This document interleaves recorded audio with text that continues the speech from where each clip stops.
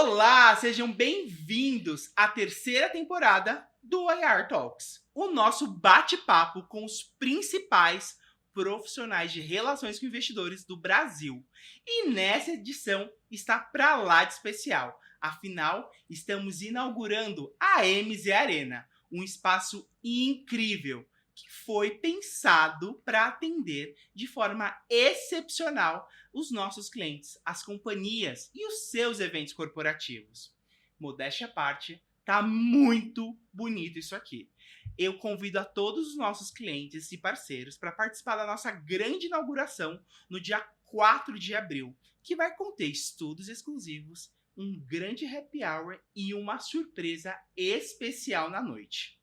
Bom, agora que já falei aqui um pouquinho do nosso espaço, deixa eu apresentar o nosso convidado dessa grande estreia.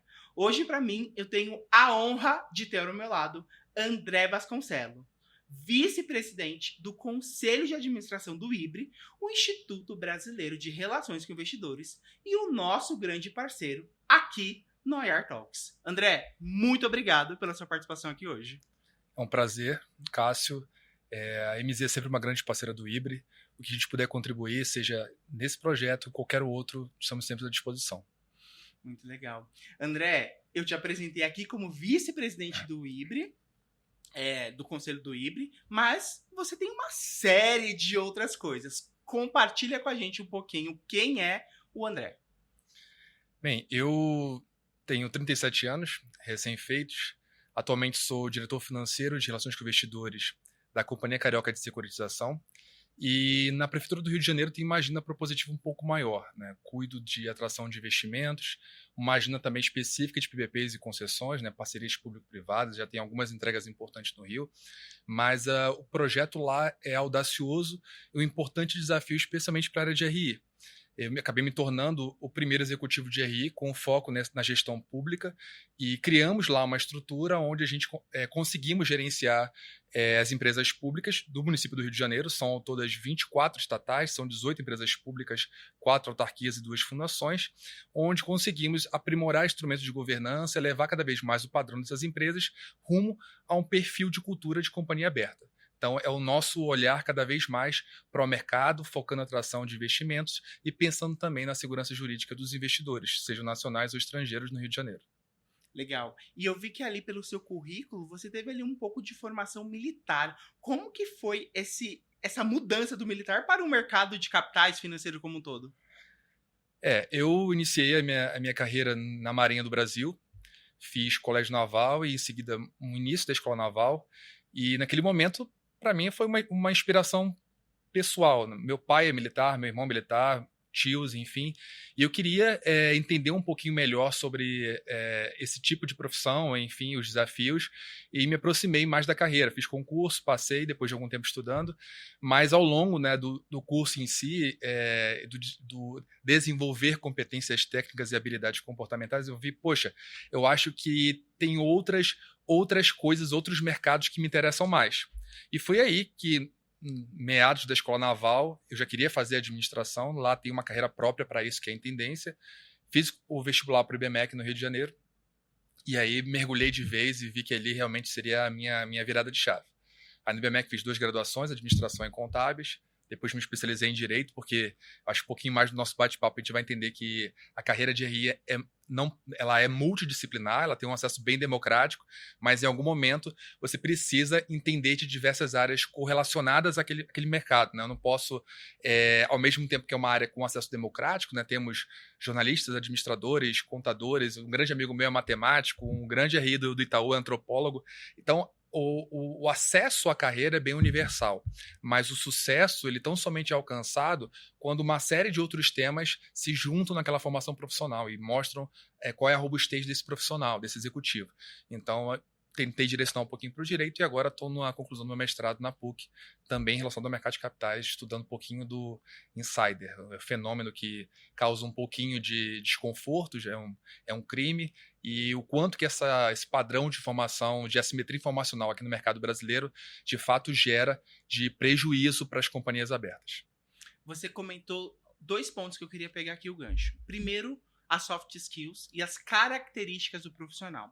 Se você fosse elencar um pouquinho mais, quais outras características você acha que é importante para um profissional de RE? O primeiro ponto que eu vejo como fundamental é a capacidade de aprender diariamente. Ser um profissional facilmente adaptado a mudanças, que absorva como uma esponja inovações tecnológicas, isso é fundamental, que possa cada vez mais promover mais com menos no seu dia a dia. Os times de RI no Brasil são, em grande parte, muito enxutos e eles precisam inovar processos e rotinas diariamente. E isso também eu acho que é um pouquinho do que eu tinha muita vontade de conhecer mais sobre MZ e entender quais são o tamanho desse legado esperado para 2024 da empresa. Mas é muito disso, a gente pensa como que o mercado está vendo a empresa e como que a empresa vê o mercado. O RI ele é o executivo, a peça-chave dessa engrenagem que retroalimenta a companhia com informações do mercado e expõe para o mercado um pouco da empresa e constrói o valor, né? O valor de mercado que a gente vê, o preço justo, se a empresa está subindo ou caindo, aquilo é praticamente nosso NPS enquanto RI.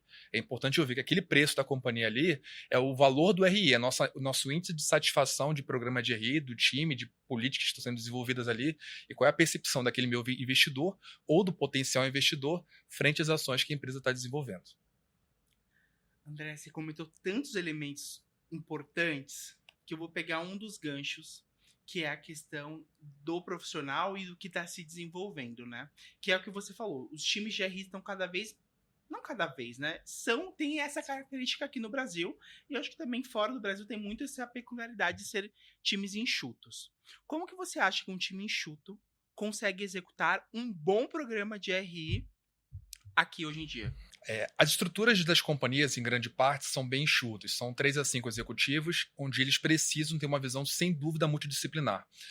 O dia a dia desse profissional de RI é impossível que ele possa se especializar em um conhecimento específico, mas o entendimento dele, enquanto empresa, enquanto mercado, ele precisa ser múltiplo e um olhar matricial, mais holístico da empresa. Tem pontos positivos e negativos, mas eu acho que o que é mais importante são as possibilidades de troca. Hoje em dia é impossível a gente inventar a roda. Cada companhia, com seu programa de RI, ainda que seja o mais inovador possível, ele prepara alguns elementos que já foram validados por outras empresas. Quanto maior for a troca, o azeitamento entre essas relações, entre as áreas de RI, isso possibilita que a gente consiga aprender com os acertos e não errar os mesmos erros. Por isso que no IBRA, especialmente, é muito importante quando a gente estabelece fóruns temáticos, grupos de trabalho, comissões, para permitir justamente isso, a troca de conhecimento e a disseminação de experiência, e fazer com que as áreas de RI, independente do nível de maturidade de governança, possam partir de um patamar único, mais nivelado, e a partir daí inovar de acordo com as peculiaridades do setor, segmento de negócio, o perfil de listagem da empresa e outras características que cada companhia tem. André, e falando dessas tendências, quem me acompanha aqui sabe que eu costumo falar muito sobre marketing digital, rede social. Como que você vê essa ligação entre as companhias, os stakeholders e como que os RIs têm se preparado para isso no seu programa de RI? As redes sociais hoje, sem dúvida, é um fator crítico para o sucesso de alguns programas de RI. Por que eu ressalto alguns? É bem importante que a presença digital das companhias ela esteja prevista na política de divulgação de informações, prevista na política de porta-vozes da empresa, identificando quais elementos dentro da companhia podem e devem se manifestar em nome dela. Então, o uso de uma rede social, em algum momento, pode ser muito, muito útil para ampliar todo o portfólio de comunicação, que envolve hoje site, mala direta e outros instrumentos comumente utilizados e previstos na legislação brasileira. Entretanto, muitas companhias têm inovado, criando perfis institucionais não só corporativas, mas institucionais da própria área de RI para comunicar fatos relevantes e comunicados ao mercado, ou até mesmo interagir com grandes influenciadores. Aliás, essa é uma das pautas mais importantes que a CVM inclui na Agenda Regulatória 2024 e, sem dúvida, é um tema onde os RIs têm se debruçado. Na pandemia, houve a publicação de um ofício das lives, que gerou um grande burburinho. Não é um documento que se tornou unânime na própria comunidade, uns foram a favor, outros contra. É natural que houve um consenso em relação ao aumento do custo de observância para atender os padrões desse ofício das lives, então ofício das lives. Naquele momento, eu manifestei uma opinião contra, porque é um ofício de recomendação, com viés de recomendação, mas possui o verbo dever, e aí colocando um grau de obrigatoriedade uma série de dispositivos que deveriam ser tão somente quanto boas práticas. Há uma expectativa nossa de mercado de que ocorra uma revisão, uma nova disciplina do papel dos influenciadores e como as companhias podem interagir com eles. Esse é um ponto com que as companhias e o próprio mercado tratam com muito cuidado, porque alguns influenciadores podem transbordar o seu papel de comunicação, que envolve nas redes sociais, para de alguma forma manipular o mercado ou causar uma assimetria informacional. E quando eles transbordam esse papel, de alguma forma eles podem infringir crimes contra o sistema financeiro, prejudicando a companhia, o próprio mercado, a poupança popular, e especialmente investidor pessoa física no Brasil. Você pegou um gancho que seria minha próxima pergunta, que é como que você vê essa questão dos influencers digitais e a questão das pessoas físicas como um todo ali nas companhias abertas? Perfeito. Hoje as companhias abertas possuem claramente alguns influenciadores que são aqueles que mais comentam sobre o setor. Esse é um ponto de atenção e as companhias têm se aproximado também, participando de podcasts, entrevistas, eventos presenciais, painéis que de alguma forma interagem com esses influenciadores. Só que um ponto que para a gente é bastante cauteloso é quando esse influenciador ele detém na carteira dele aquele papel e de alguma forma ele sugere que eu possuo aquela ação e não estou recomendando compra e venda, não. A minha carteira, estou compartilhando a minha carteira. Coloco um grande disclaimer normalmente antes da sua fala. É bem comum que isso aconteça, mas ainda assim, intrinsecamente, a opinião dele causa um efeito manada. E ele influencia inúmeras pessoas físicas, inúmeros investidores, pessoas físicas, que investem o recurso de poupança própria sua, muitas vezes são investidores não qualificados, que têm interesse numa rentabilidade. E quando imaginam um grande influenciador, que na cabeça deles é um dos especialistas naquele tema, ele pensa que aquela informação está correta e fidedigna. Só que um esforço nosso, especialmente do IBRE com a CVM, o melhor combate à desinformação do mercado é prover uma informação de qualidade. E eu não tenho dúvidas que a MZ tem um papel fundamental nisso, contribuindo para que a companhia possa prover ao mercado essa informação de qualidade, sendo uma informação assertiva, clara, objetiva, tempestível e principalmente por meio de um canal oficial da empresa. Um influenciador ele emite uma opinião, de algumas vezes é retardatária, replicando uma opinião de um terceiro, mas pode ter um viés ali. E esse viés, se é uma conduta ali que pode ter uma má-fé por trás, de alguma maneira, ela vai ser investigada, mas a ideia nossa, aproximando cada vez mais a autarquia do IBRE e do diálogo com o mercado de capitais, é mostrar para o investidor, pessoa física, especialmente brasileiro, que a fonte oficial da empresa, os canais de divulgação oficial, é a melhor maneira de obter informações sobre a companhia. Pegando esse gancho que você mencionou agora sobre os influencers, os canais oficiais, e eu volto na sua resposta anterior da questão das lives, da questão do dever. Você não acha que é positivo as empresas terem que arquivar os elementos para que todo mundo saiba que vai acontecer uma live, uma vez que hoje isso é super diversificado, as formas e os canais das lives? É positivo, está previsto isso hoje nesse ofício que está ativo, o ofício das lives, só que não há dúvidas que aumenta o custo de observância dessa área de RI perante mais esse dispositivo. A partir do momento que a área de RI assume o compromisso de repercutir previamente a estrutura de uma live, um tema do que vai ser compartilhado, acho excelente se coloca ali um tema, mas o ofício ele vai um pouco além. Ele solicita, ele recomenda que a empresa anexe, por exemplo, a própria apresentação que aquele palestrante vai fazer. Só que a gente sabe no dia a dia que quem vai fazer uma palestra altera até os últimos minutos e pode causar uma distorção de informação entre o que foi previamente divulgado e o que vai ser apresentado naquele momento. Então, é muito difícil que a gente consiga garantir uma plena simetria informacional para o mercado, que é o nosso objetivo, né? Essa isonomia sempre da informação, se eu antecipo alguma informação que pode não ser uma informação divulgada no momento da própria live.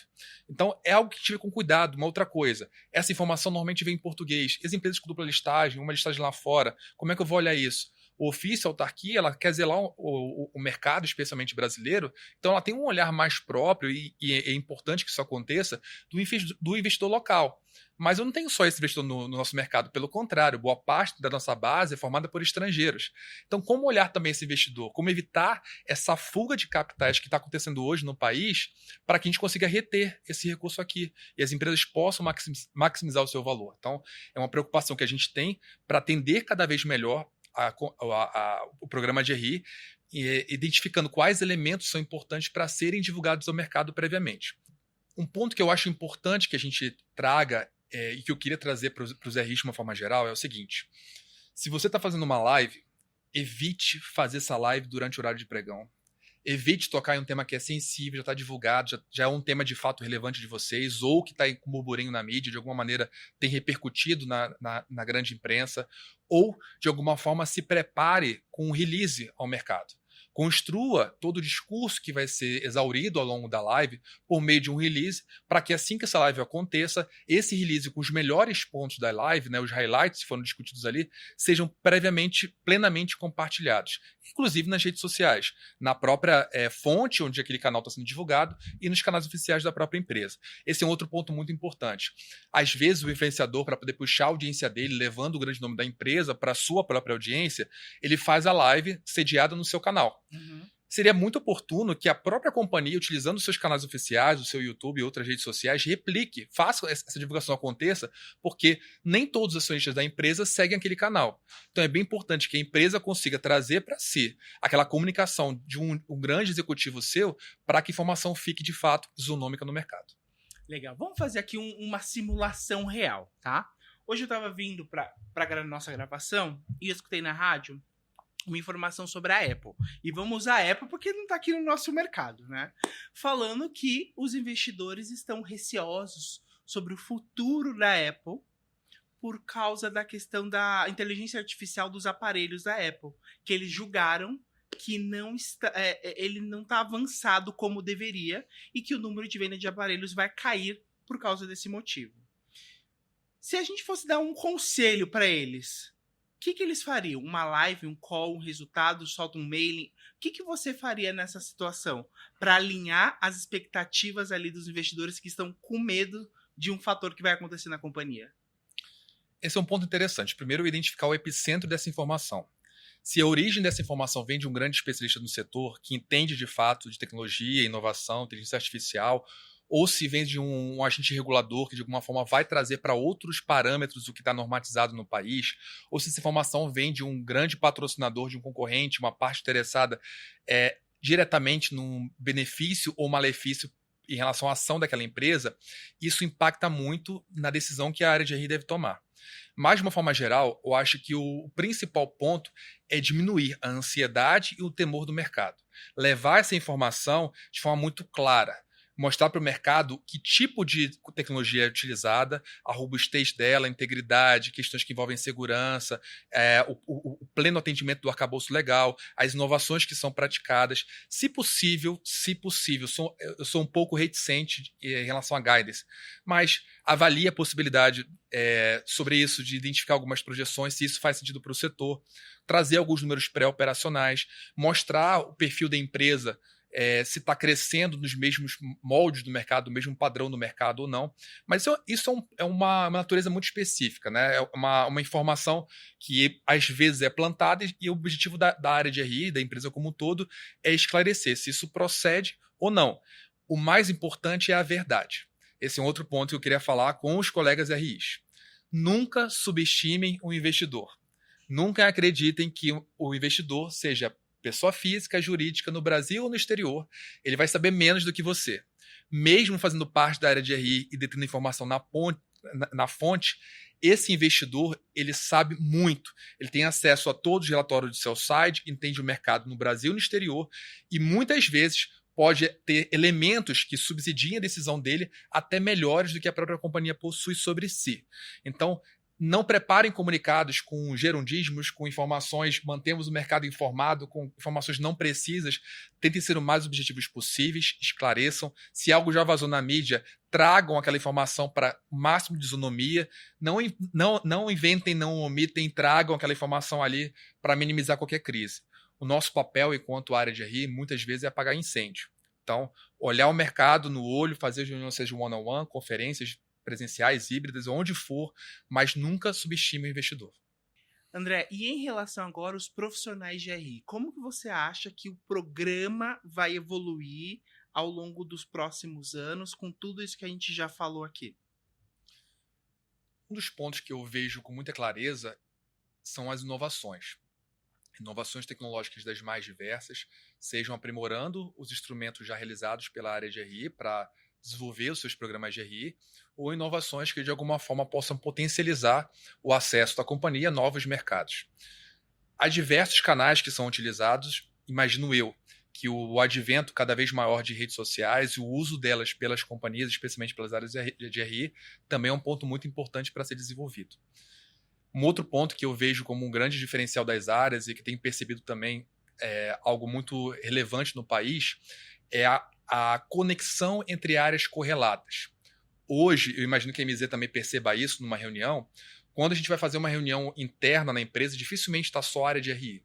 Você vai interagir, você vai sentar ali para falar sobre um programa de RI, alguma comunicação que vai ser feita, ou até mesmo um evento corporativo, vai ter o jurídico, a governança, controladoria, secretaria-geral e outras áreas que de alguma forma possam compor aquela tomada de decisão. Isso é muito interessante porque torna a responsabilidade por cada decisão da empresa solidária. Isso é um ponto que a gente tem cada vez mais entendido. Eu digo para os meus colegas, e especialmente que estão começando a carreira, no programa de mentoria do IBRE e outros amigos que de alguma maneira interagem, chegou qualquer tipo de documento, um ofício, está com alguma dúvida? Eu entendo de direito, perguntei para o outro colega RI, alguém me disse isso, eu vou adotar. Sempre circule aquela informação com o jurídico, perguntem a opinião da controladoria, interagem, coloquem isso, nivelem esse conteúdo, seja do que você precisa atender enquanto conformidade legal ou qualquer inovação que você quer implementar no seu dia a dia, de forma que isso seja estabelecido para todas as áreas, crie uma harmonia de conhecimento em cima disso. Por que isso é fundamental? Como a gente falou lá no começo do papo, as áreas de RI são muito enxutas, muito enxutas. E aí com isso a gente não tem chance de errar. Eu vejo muitas vezes, até quando são estruturas de empresas, de companhias abertas familiares, o grande executivo da empresa, o controlador, olha para a área de RI como se fosse um goleiro. A obrigação dele é não frangar. Ele precisa fazer gol, ele não é um atacante. Ele não tem que frangar. Então, para ele não frangar, é simplesmente fazer mais do mesmo. É o dia a dia dele ali. Divulgar o comunicado, recebeu, divulgou e fazer o feijão com arroz dele. Mas, de alguma forma, a gente sabe, as áreas são inquietas, elas precisam gerar valor, ela quer melhorar o free float da empresa, ela quer cada vez mais captar recursos. Então, esse cara, quando olha para o mercado profissional de RI, ele quer inovar. E essa inovação ele pensa com muita cautela. Como é que eu posso inovar no meu programa de RI, trazer esse conhecimento para dentro de forma que ele seja validado, porque eu não posso errar. Essa é a importância de uma troca entre as áreas de RI, de conhecimento, a importância da contratação e adoção de programas, produtos, serviços que são prestados ao RI, que já são plenamente validados por outras companhias, seja no Brasil ou no exterior, e que de alguma maneira dê um pouquinho mais de segurança para essa empresa implementar, minimizar essa curva de aprendizagem e trazer resultados já de curto prazo. Você tocou num elemento super bacana, que é a questão o RI nunca tá sozinho, efetivamente, para fazer um determinado trabalho, né? Na MZ, por exemplo, nós não somos abertos ainda, mas em algum momento pode ser que isso aconteça. Mas tem reuniões que eu não participo sozinho como o diretor financeiro. Eu preciso levar alguém da controladoria ou alguém da contabilidade, porque é um tema muito específico, que eu sei que a outra parte vai querer saber aquele elemento em sua profundidade, né? Então é importante os RIs estarem abarcados disso, que eles não precisam saber tudo. Eles precisam orquestrar esse time na hora de ser o porta-voz, né? Perfeito. E essa orquestra que é montada, né, até com um olhar societário, muitas vezes, contábil, operacional, ela pode ser algo institucional, onde você cria SharePoints, enfim, drives, estruturas tecnológicas que possam transitar essa informação, o dado informação da empresa, ou até mesmo alguma estrutura que seja mais informal. Isso acontece nas reuniões, outras conexões que ocorrem em uma companhia. Um ponto muito importante para isso também é que Quando a gente ascende para níveis institucionais da auto-administração de uma empresa, as decisões costumam ser colegiadas. Então, para que a gente consiga ter decisões cada vez mais otimizadas e que possam gerar valor para aquela companhia, é muito importante que cada executivo, mesmo que de uma diretoria diferente, ou fazendo parte de um comitê que não está diretamente associado àquele escopo, entenda e conheça sobre aquele assunto. Até para ele não ficar vendido, ele vai ver uma notícia no jornal, poxa, a própria companhia dele, a familiar, algum outro executivo compartilha com ele, olha, soube disso daqui, e o cara tomar conhecimento pela mídia. Agora, outro ponto de cuidado. Companhia aberta sempre trabalha com informações privilegiadas. Então, quem você vai envolver, em que momento você vai envolver, qual o nível de informação que vai ser prestado dentro dessa empresa para esse mercado, para esse executivo, isso é muito importante. Então, esse olhar, né, companhia aberta, executivo, tipo de informação, deixe muito claro isso nos termos de divulgação de informação, divulgação e negociação de valores imobiliários, de uso e divulgação de informações, entendam o papel e a responsabilidade de cada executivo e em que momento envolver nessa discussão, para minimizar assimetrias informacionais. Muitas vezes as empresas não têm controles internos robustos, né, um compliance adequado e nem níveis de maturidade de governança que são referência. E ainda que alcancem segmentos de listagem diferenciados na Bolsa, a gente tem percebido no curto prazo que não é necessariamente assim. Muitos perdem esse nível de listagem. Então, fiquem atentos, tornem essa responsabilidade solidária, envolvam áreas correlatas, mas fiquem muito atentos em relação a quais pessoas acessam quais informações e em que momento elas vão ser acessadas. André, eu vejo muitas diferenças da forma que as companhias se comunicam com o mercado, né?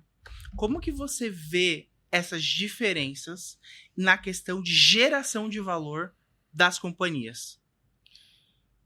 Eu acho que a grande diferença na comunicação do mercado, ela passa pela cultura organizacional. Uma empresa, uma companhia aberta, seja ela estatal ou privada, independente do seu nível de listagem, ou muitas vezes do local onde ela está sediada, né? A gente tem empresas no eixo Rio-São Paulo, eu percebo notadamente que a forma de comunicação, o perfil da empresa, até o nível de free float, isso impacta. Então são muitas variáveis compostas, eu acho que estão dentro do contexto maior da cultura organizacional, que de alguma forma podem contribuir para determinadas características ou não na comunicação dessa área de RI. O importante para o RI é entender que um programa de RI não é uma coisa enlatada. Uma receita de bolo que a gente troca e define metas. Olha, isso é muito comum. Vocês sabem disso porque acompanham os grupos de WhatsApp que a gente tem. Quais indicadores vocês vão usar para trabalhar hoje na área de RI? Quais as metas que vocês vão utilizar? Enfim, quais as conferências que vocês vão? É importante conhecer o que cada um faz, especialmente os nossos concorrentes ou as áreas onde a gente quer entrar no mercado, mas entender que cada programa de RI é próprio, é seu. Tem características peculiares e só a sua área de RI vai arcar com os ônus e bônus em cima disso. Então, identifiquem, né, quais são as melhores informações, como você pode preparar esse mercado, qual o perfil do seu investidor e qual o perfil do investidor que você quer alcançar também. Perfeito. E agora, juntando um pouco esse seu gancho da resposta sobre comunicação, a gente tem a pergunta do especialista aqui, que é o novo quadro do nosso IR Talks, né? E a pergunta imagine que você precisa apresentar um relatório trimestral com os resultados abaixo das expectativas. Como você se comunicaria de forma transparente, mas positiva, André? Bem, um ponto importante aí.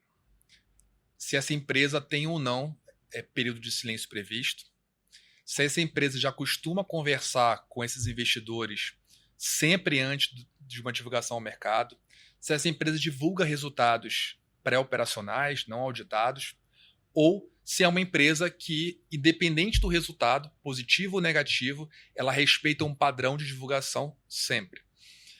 Num caso desse, eu acho que é muito importante a clareza, expor o resultado, ainda que negativo, mas trazer elementos que melhorem a expectativa futura daquela ação. O preço justo de uma ação hoje é sempre o valor presente da expectativa futura daquele ativo. Então, eu vou apresentar o resultado negativo, sem problema nenhum. Sem problema nenhum, não. Muitos problemas ali. Mas é importante comunicar para esse investidor, especialmente pessoa física, que é o mais ansioso em relação à perda de valor daquele ativo, que aquele resultado reflete a companhia no passado. Ele vê a companhia pelo retrovisor. E que a partir daquele momento eu construí uma série de elementos para transformar aquele resultado em um bom resultado. É importante que a companhia chegue para uma divulgação de resultado. Aliás, o ponto mais aguardado após uma divulgação de prejuízo é a teleconferência. É o dia seguinte. É olhar para aquele grande investidor, olhar para os jornalistas e comunicar para ele com clareza que aqueles dados ali refletem um passado, muitas vezes por um fato atípico que aconteceu, uma pandemia, uma mudança, uma questão cambial, enfim, fatores dos mais diversos. Um outro ponto importante. Vejam se esses elementos que impactaram esse resultado negativo estão dentro dos fatores de riscos do seu formulário de referência. Isso é muito importante. O que o investidor quer saber é a previsibilidade. Ele não se importa muitas vezes investir numa empresa que tem um resultado negativo se a expectativa futura dela é positiva. Se tem um arcabouço, né, de segurança jurídica, de projetos que vão melhorar cada vez mais esse fluxo de caixa e dar um conforto financeiro de rentabilidade e de volume negociado para aquele investidor, seja no Brasil ou no exterior. Isso é um elemento muito importante. Então, é comunicar o resultado com a melhor transparência possível.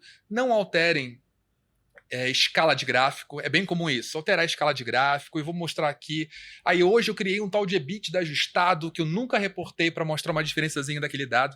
Não façam isso, que eu falei lá atrás.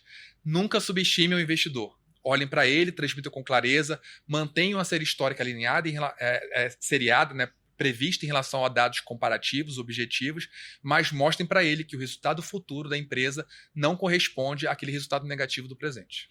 Acho que toda essa sua resposta, André, se eu fosse resumir ela em algumas palavras, seria: transparência gera credibilidade do que o C-Level naquele momento está transmitindo para o público de uma maneira geral. Você concorda com isso? Perfeito, é exatamente isso. É verdade, tempestividade, transparência, clareza da informação. Mostrar para o investidor que aquele conteúdo ali, ele de fato, ele traz com muita materialidade o que é mais importante da empresa. Não basta hoje a gente fazer relatórios que são centenas de páginas, extremamente extensos, e que muitas vezes não trazem da melhor maneira possível o que o investidor quer ver. Então, evitem mudanças em relação a padrões de comparabilidade do dado, evitem alterar política contábil que de alguma maneira torna aquele investidor um pouco reticente do porquê, quais são as variáveis que proveram uma mudança de decisão em cima daquilo, e tratem ele com a melhor verdade possível. Falando sobre comunicação e transparência, André, como que você vê a questão, essa grande agenda ESG que a gente tem tido aqui no Brasil? Bem, então a agenda ESG aqui no Brasil ela tem passado por um momento de grande reflexão. Né? Entender quais são as variáveis que de fato impactam o seu negócio, o seu setor, entender que tipo de correlação isso de fato tem com o seu negócio.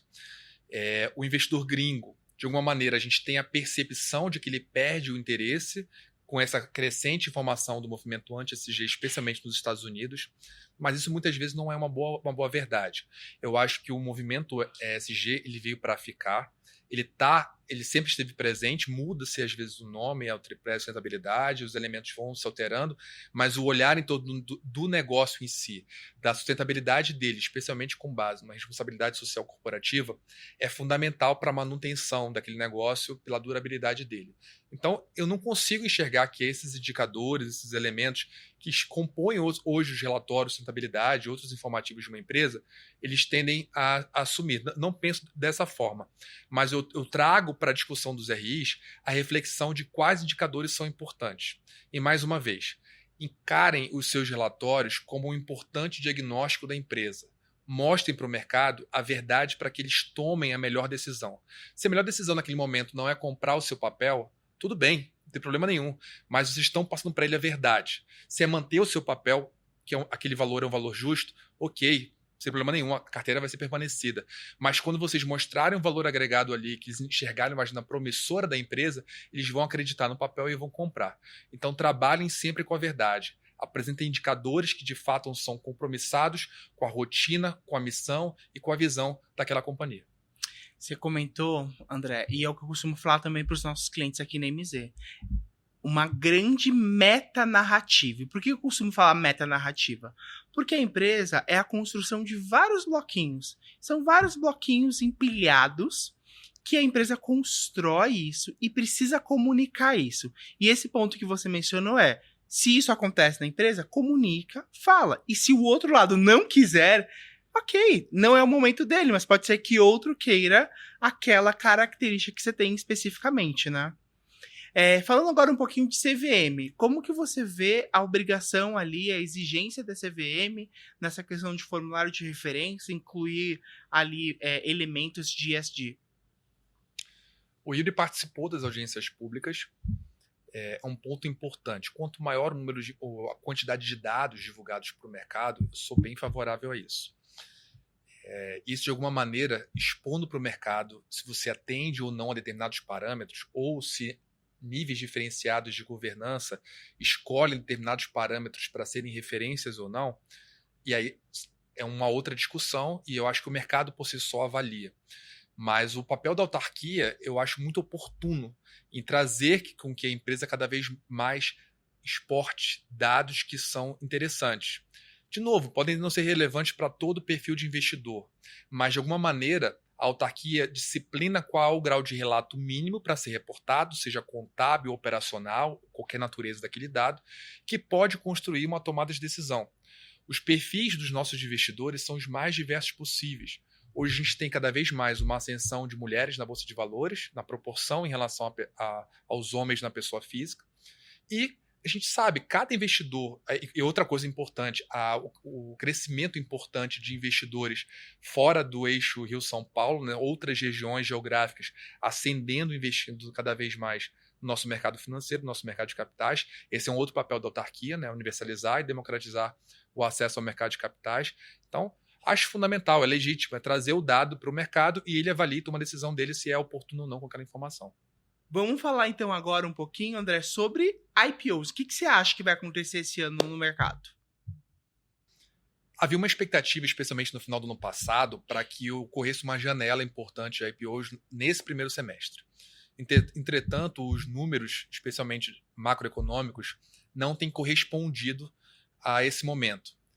Muitas vezes influenciado por reformas estruturantes no país que não evoluíram no formato que era aguardado, mas também por algumas variáveis estrangeiras, taxas de juros americanas, de outros mercados, a própria eleição americana esse ano. Então, houve alguma influência de variáveis estrangeiras que, de alguma maneira, tem empurrado essa janela de IPOs para o segundo semestre. Não sei se ela vai ser tão promissora quanto se esperava em 2023. Eu acho que a gente deve aí continuar com um bom jejum em 2024. Mas, independente disso, há uma expectativa do mercado para ofertas, pelo menos secundárias. Para a área de RI, avaliem, independente de ser um momento ou não de um IPO, se tornem sempre preparados para uma oferta. Muitas vezes, uma decisão dessa, ela não chega com o tempo hábil que a área de RI precisa. Então, identifiquem qual é o arcabouço que tange, né, que norteia, que tem esse elemento circunstancial para uma oferta, seja primária ou secundária. Entendam isso e, de alguma maneira, internalizem no seu próprio dia a dia. Porque uma oferta secundária pode aparecer a qualquer momento, especialmente se a empresa precisa de recursos para crescer. André, se a gente fosse pegar aqui um elemento e colocar o profissional de RI comparado com um filme, com um personagem, uma série, quem que seria esse profissional de RI? Bem, essa é uma pergunta bem interessante. Nunca parei para pensar, mas olhando os elementos do que eu imagino que um bom profissional de RI deveria ter, um viés mais investigativo, apurado, de acompanhamento, que tenha seus superpoderes, eu acredito que o Super-Homem é talvez o personagem que mais se enquadra no executivo de RI aqui no Brasil. André, eu tenho algumas curiosidades. Já que você é do Rio, me fala um pouquinho sobre essa questão da Bolsa do Rio e a B3. Como que tá esse ponto? Bem, para a gente também é uma grande novidade, né? Recentemente fomos pegos de surpresa com uma super novidade, que é a expectativa de que a partir de 2025 o Rio volte a fazer parte do grande mercado financeiro. A gente já tinha uma bolsa de valores, era a primeira grande bolsa de valores do país, era lá, e em algum momento a gente perde esse espaço para São Paulo, que com todo o seu mérito trouxe a pujança que a gente tem hoje. E hoje a gente vive uma expectativa de que novos investidores possam acessar o nosso mercado por meio desse novo ambiente que vai ser criado no Rio de Janeiro. E eu acho que para a própria área de RI, para as companhias abertas já atualmente, também é um ambiente muito promissor. Novos investidores vindo para o Brasil têm acesso a novas visões sobre o nosso mercado. É conhecer não só as empresas que vão estar ali imersas nesse ambiente Bolsa do Rio de Janeiro, naqueles produtos que vão ser ofertados ali, também outras empresas.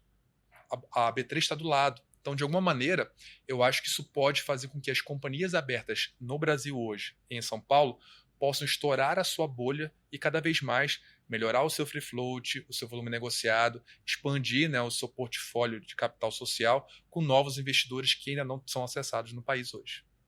Legal. E falando de novos horizontes, como que você vê esses projetos de leis que estão tramitando e como isso pode impactar a vida do profissional de RI? Excelente ponto, Cássio. Atualmente, temos aproximadamente 3 projetos de lei tramitando no Congresso Nacional que têm um impacto direto com o dia a dia do profissional de RI. A palavra-chave que eu queria compartilhar com vocês é monitoramento. Independente se isso vai entrar em vigor agora, se esse texto vai passar por comissões, agora eu publiquei recentemente um artigo cobrando a não urgência disso, que eu queria que os assuntos fossem tramitados em comissões e estimulassem o debate qualificado por todas as partes interessadas, e isso aconteceu. Então, é muito importante que as áreas de RI monitorem, identifiquem quais são aqueles projetos, não só associados ao ambiente societário, né, ao direito societário, mas também aos seus outros aspectos setoriais. Tem muita coisa borbulhando no Congresso Nacional. Conheçam, monitorem isso, porque se ocorrer uma entrada em vigor já para 2025, vocês podem já preparar os seus programas de RI para antever e estarem em plena conformidade legal. Falando em borbulhar, às vezes os profissionais de RI ficam borbulhando em querer mudar de companhia, afinal a gente está aqui andando meio de lado, e tem gente que quer movimentação por algum motivo. Como que você vê esse elemento, André? Esse é um ponto importante, especialmente com o nosso cenário econômico atual. Você, executivo de relações com investidores, que tem algum interesse em crescimento de carreira e não vislumbra isso no curto prazo na sua própria companhia, perceba que há muito mais de mercado para você do que necessariamente uma companhia aberta. Não é só a Faria Lima que contrata profissional de RI. Então, há outras carreiras que você pode, inclusive, outros setores econômicos que você pode entrar que são promissores para a área de RI também. Olhem, por exemplo, as empresas em pré-IPO. Às vezes, eles passam a olhar o profissional de RI quase no final da etapa para a própria abertura de capital. Se antecipem, conheçam, marquem reuniões, interajam com aqueles executivos que são normalmente os sócios fundadores daquele grupo econômico e, de alguma maneira, construam uma relação ali que pode ser promissora para vocês também. Além disso, tem startups muito interessantes, com potencial de crescimento expressivo no país, que têm cada vez mais contratados profissionais de RI, executivos de relações com investidores, para desenvolverem as suas captações no Brasil ou no exterior. Há outros mercados também, não necessariamente o mercado de capitais, e que têm olhado com muita atenção para esse executivo que é muito valioso no mercado e que tem a visão multidisciplinar que vai impulsionar o seu negócio. Por exemplo, a criptoeconomia. Há alguns ativos, especialmente aqueles listados com lastro na economia real, que têm buscado construir programas de RI internamente para cada vez mais repercutir uma segurança jurídica em torno daquele ativo. Especialmente com uma regulação desses ativos no nosso mercado de capitais, há a preocupação que tenham profissionais que conheçam o ambiente regulatório, que possam comunicar informações da empresa ao mercado e do mercado para a empresa. É o que eu falo para todos os nossos clientes aqui na MZ, André. O profissional de RI não é exclusivo de uma companhia aberta.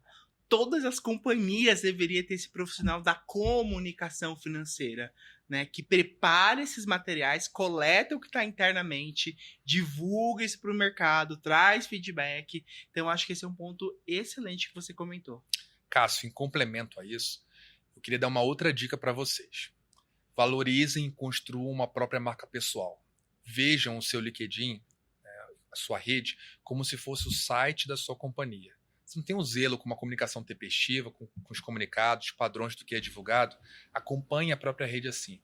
Hoje o LinkedIn, mais do que um currículo virtual, ele é um ambiente, um oceano de oportunidades. Você consegue interagir, faz network, expõe quem é você para o mercado.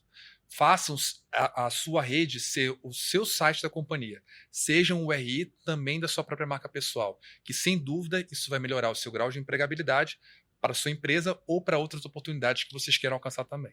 Você usa bastante o LinkedIn, né? Como que tem sido para você essa experiência?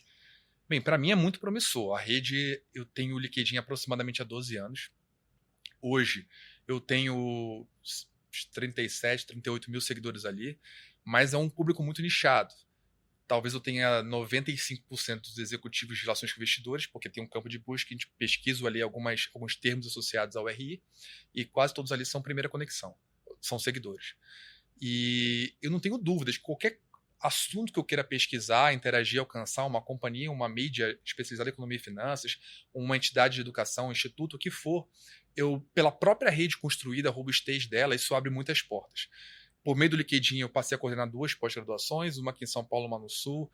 Tem uma demanda importante, expressiva de veículos de comunicação. E mais do que isso, eu falo com o meu público-alvo. Se hoje eu consigo identificar os assuntos, as principais dores do executivo de RI, é porque, de alguma maneira, eles me encontram, eles conversam. Seja nos fóruns do próprio Ibre, grupos de WhatsApp, Telegram, nas comissões e grupos de trabalho, mas também via rede social. Para mim, eu construo aquela rede ali como, de fato, como se eu fosse um RI da minha vida. Então, atualização o tempo inteiro.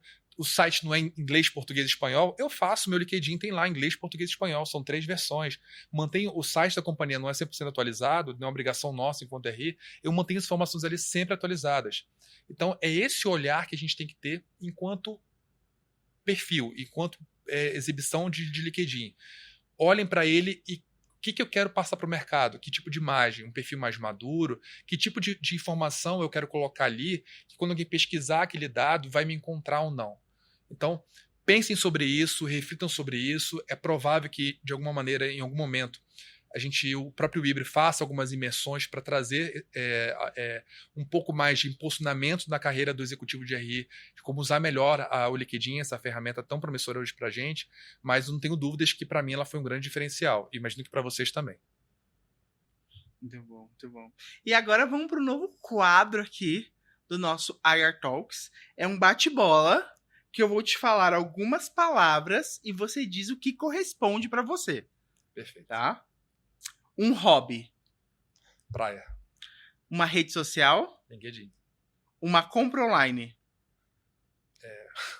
Whey Protein. Um lugar para férias. Noronha. Um desafio. Abrir capital no exterior. Uma grande conquista. Uma oferta pública. E uma marca de roupa. Ralph Lauren. André, muito, muito boas suas respostas. Vamos lá, eu vou te dar 2 minutos agora para você fazer suas considerações finais aqui com a gente no nosso programa. O que você fecharia? Que recomendação que você falaria para algum profissional ou algum outro tema que você queira falar? Primeiro, eu queria agradecer. Para mim é um prazer estrear essa edição aqui com vocês. Adorei conhecer o Espaço Novo DMZ. Eu compartilho com todos os executivos de RI. É um espaço incrível. Compareçam, conheçam e o utilizem aqui como uma segunda casa de vocês nas companhias. Isso é bem importante. E fiquem sempre atentos sobre o que está saindo no mercado. Mantenham o seu programa de RI conectado com conformidade legal, com inovações, tragam para dentro um olhar do empreender. Inovem nos programas. Claro, com cautela para que riscos sejam mitigados, mas se permitam inovar. Outro ponto que eu acho muito importante encontrem sempre alguém a quem se inspirar. Eu acho que dentro da área de RI há os mais diversos executivos e não necessariamente você vai encontrar uma inspiração dentro da área de RI, mas há os mais diversos elementos para que você possa olhar para aquela carreira, para aquele executivo e identificar, poxa, eu quero aprender o que ele faz, é um grande exemplo para mim. Então, entendam, conheçam as áreas como um todo, planejem a sua carreira, nunca deixem de estudar, isso é muito importante. Hoje a gente não tem, infelizmente, uma graduação em relações com investidores, mas há alguns cursos de pós-graduação ou cursos de curta duração que se dedicam a aprimorar o conhecimento de executivos de RI. Então procurem, conheçam, há cursos presenciais, virtuais, híbridos, enfim, não parem de estudar. O olhar de um profissional de RI é como se fosse um médico neurocirurgião. é um médico que... O médico por si só, todo dia ele está estudando. Ele chega do plantão, ele está estudando. O RI, ele faz plantão o dia inteiro. Todo dia, na verdade, é 24/7, 7 dias na semana trabalhando. Mas encontrem um tempo para estudar, para se aprimorar, para trocar com outros executivos. Nunca percam uma oportunidade de fazer um network. Isso é muito importante. Especialmente vocês que estão no início de carreira, qualquer tipo de troca que vocês façam em um evento da própria companhia, que o agente regulador, que uma entidade de mercado como o IBRE realize, participe desse evento. Porque aquele cara do lado da sua mesa amanhã pode estar entrevistando você. Então, conheçam as oportunidades, identifiquem. Muitas oportunidades não são divulgadas isso para o grande mercado, para o grande público, e ficam girando em certos núcleos sociais específicos. Então, aproveitem o network da melhor maneira possível, busquem uma inspiração e não parem de estudar. André, muito obrigado pela sua participação aqui hoje nessa grande estreia. Eu acho que você deu conselhos valiosos para o nosso público que está assistindo, seja ele aspirante a profissional de RI ou qualquer outra área correlata. Aproveito para convidar todos os profissionais de RI para a nossa grande inauguração aqui na MZ Arena, que a gente vai ter conteúdo, estudo exclusivo e muito network para o pessoal conversar, trocar, ter essa parceria, essa troca de figurinhas, né? E esse foi o nosso episódio especial de estreia, e vocês podem notar um formato diferente, mais leve, descontraído, falando aqui um pouquinho sobre esse mercado de capitais, sem perder ali a essência do RI. Espero que todos vocês tenham gostado e até o próximo episódio. Obrigado. Obrigado.